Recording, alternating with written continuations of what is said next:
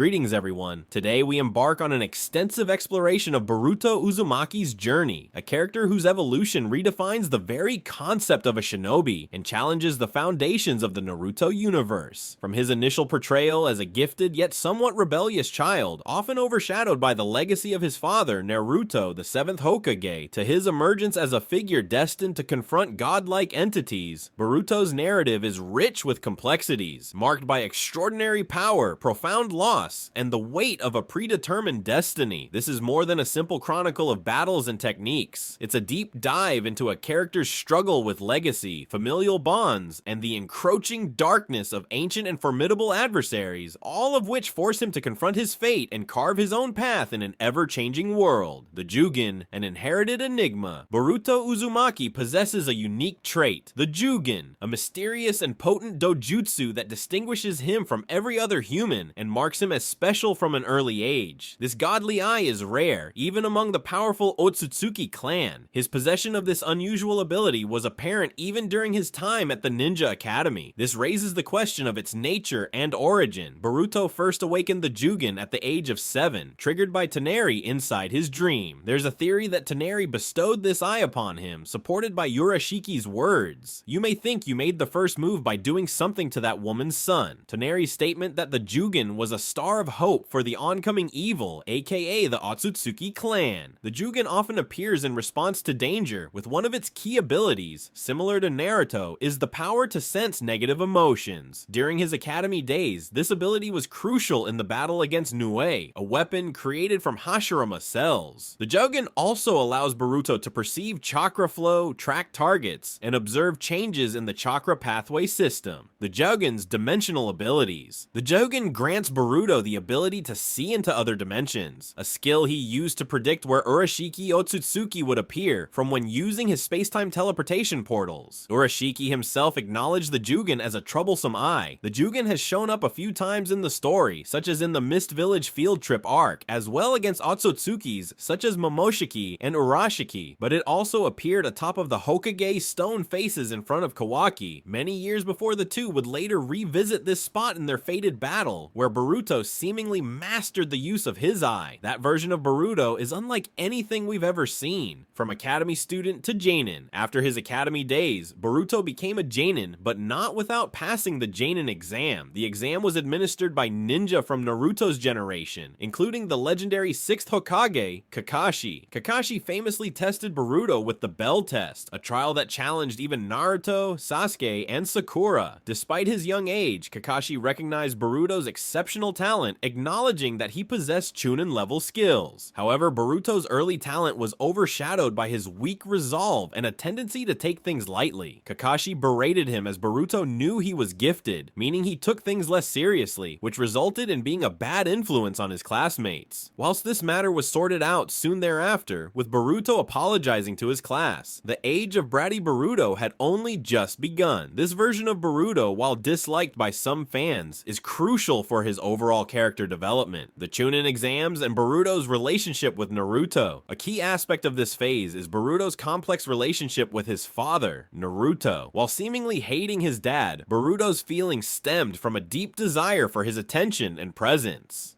His immaturity led him to handle this situation poorly. However, Naruto's sacrifice to protect his family and the village became a turning point for Boruto. Boruto's transformation. Witnessing his father's sacrifice profoundly impacted Boruto, triggering a flood of his happiest moments all at once as he screamed out for his dad's safety. It was here he underwent a change in outlook after being hit with the taste of what life was truly like without his father around. Sasuke believed in Boruto's strength and will as a shinobi, declaring that under his guidance, he would surpass his father. In the heated battle with Momoshiki, Boruto played the integral role in securing the victory thanks to his invention of the vanishing Rasengan in unison with Naruto, where Boruto sensed the hardships his father had to endure to become the man he is today. And so, with Momoshiki out of the way and Boruto bonding again with his father, you could call it Boruto's first death, as the brat had finally been killed and replaced by a kid worthy of being called an Uzumaki. However, he was also marked with a karma seal, something that would dramatically change his life forever, as well as the entire trajectory of the ninja world alongside it. Karma Seal, Accursed Gift. The Karma Seal is what the Ōtsutsuki clan use as a compressed backup of their biological data, which is then implanted into a compatible vessel. Over time, the Ōtsutsuki DNA begins to completely overwrite the hosts until they cease to exist and are instead replaced with a reborn version of the original Ōtsutsuki. Following his defeat, Momoshiki implanted a Karma Seal onto Boruto's palm with the aim of one day returning again, thus marking Boruto's first step towards entering godhood. Because in Team 7's battle with the Kara member Boro, something unforeseen occurred. After the group had believed they had completed their mission of saving Naruto and killing Boro, he returned in a completely disfigured form due to Sarada destroying his eternal core. This made him grow in size tremendously, giving him frightening physical strength, which made light work of Boruto as he was essentially turned into a glorified whack-a-mole. Whilst the original Boruto couldn't continue any further due to chakra exhaustion, Momoshiki used that moment of weakness to take over his body, becoming Borushiki. During this transformation, Momoshiki has access to Boruto's body and arsenal of jutsu such as the Rasengan, as well as his own Ōtsutsuki Byakugan, and most notably a massive horn displaying that Boruto's Otsutsukification was already well underway. There was one downfall to this, however. If Momoshiki absorbs too much chakra using the Karma Seal, it would give Boruto the chance to regain his consciousness and forcefully take back his body. This meant Momoshiki had to use the karma very sparingly when fighting, because as we saw later on following the defeat of Ishiki, this became a massive issue. To begin with, Momoshiki managed to use the Ōtsutsuki ability to conceal his chakra, allowing him to sneak up on Sasuke and destroy his Rinnegan. He did this as Momoshiki planned to continue his goal of cultivating a god tree, but wanted Naruto and Sasuke out of the way, as they had succeeded in defeating him once already, so they posed a little bit of a problem. In order to do this though, Momoshiki required an Ōtsutsuki sacrifice, with the only viable option remaining being Kawaki after his Ōtsutsukification was 80% complete thanks to Ishiki's karma. However, Kawaki crafted the genius plan of setting himself on fire, leaving Momoshiki no choice but to either let his only sacrifice die in front of him or absorb the flames using the karma, in turn giving Boruto the chance to retake his body, which he did by snapping the horn off of his head. This wouldn't be his final time taking over Boruto's body, though. As before, in the face of Code, Boruto entered his Borushiki form once more, but this time, something was different about him. Boruto was in control. This was him finally beginning to master the Karma Seal by utilizing its true essence. This meant he could use the accumulated Ōtsutsuki combat experience, instantly becoming an overpowered fighter thanks to Momoshiki's years spent destroying planets. You heard that right, Boruto went through a 1,000-year-plus training arc, just like that. The reason this was all possible was thanks to pills created by Amato which suppressed the power of the Byakugan. Thanks to the dojutsu's direct connection with Momoshiki and the Ōtsutsuki clan, it gave Boruto the power to keep control in this form, whilst whacking the Ōtsutsuki's chokehold on him. This allowed Boruto to go toe-to-toe with Code, one of the most powerful characters in the entire series, and even somewhat impresses him. With just a single punch, Boruto managed to force Code back with his feet digging into the ground. This is because of one of the Karma Seal's base abilities. You see, it allows the user, in this case Boruto, to tap into an explosive boost of power in all attributes such as strength, speed, and jutsu. Even Ada, who was watching the fight, began to wonder if Code was going to lose. Bear in mind that this is the same dude that claimed he could defeat Naruto and Sasuke.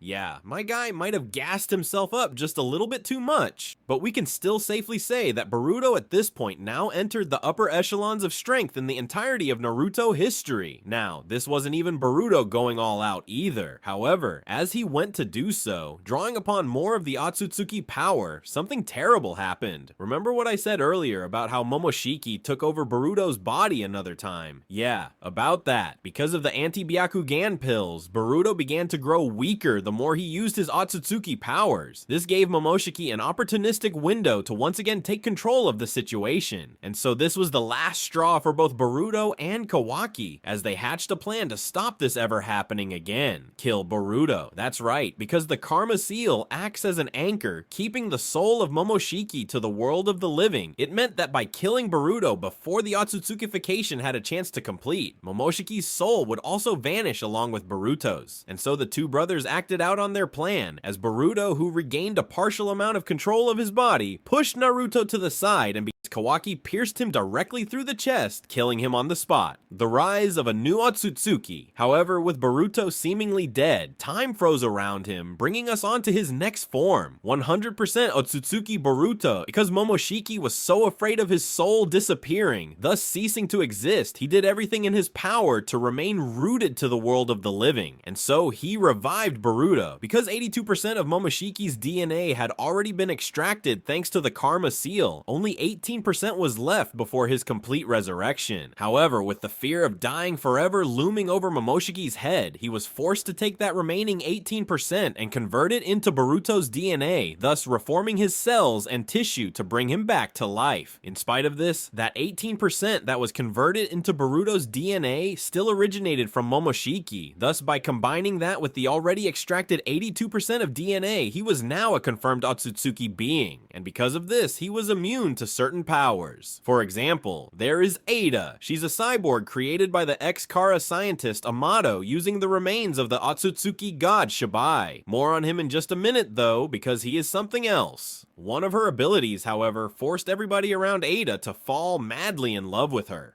The only exceptions were her own family members and Ōtsutsuki, to which Boruto falls into the category of now, thus is completely immune to. That still didn't stop her from ruining his entire life though. In chapter 77 of the manga, Kawaki had decided on his goal. He aimed to destroy every last Ōtsutsuki, all so that the man he looked up to more than anyone at Naruto would be able to live a safe life. Kawaki even admitted that he felt like he had failed the first time Boruto came back to life, and so he knew that in order to truly rid the universe of the Ōtsutsuki clan, he would have to kill Boruto once more. Naruto was of course not going to like this idea though. Thus Kawaki trapped him and Hinata in a timeless dimension called the Daigokuten, so that they couldn't stop him from achieving his goal. Kawaki then set out on his mission to slaughter his brother once more, and because Momoshiki had already used the final remaining data of his DNA, there would be none left to revive Boruto a second time. Later, Kawaki ambushed his brother atop of the Hokage monument. However, Boruto was able to react in time. The two then engaged in a heated back and forth before Sarada entered the scene, trying to break up the fight. By this point though, Kawaki had already gone too far. He had sealed away the Hokage, which was a war crime in and of itself, but just to make matters worse, he abandoned a mission to try and kill the Hokage's son. The entire village was about to be set loose after him as a criminal, and so he gave Sarada one chance to save herself.